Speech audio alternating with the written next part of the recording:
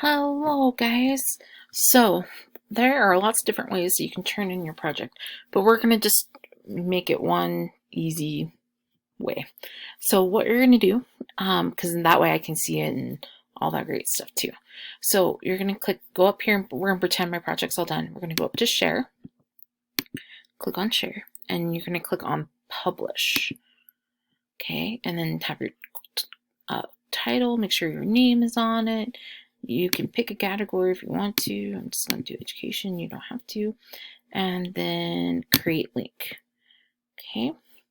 And then it takes a second to create a link.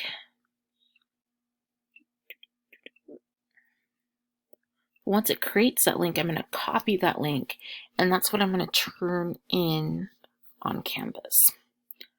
So,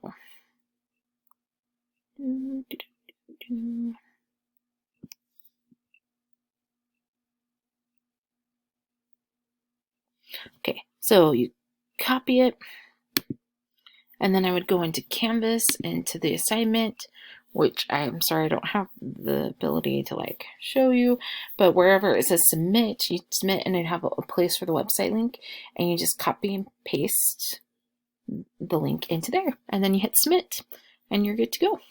And that is how you turn in your project.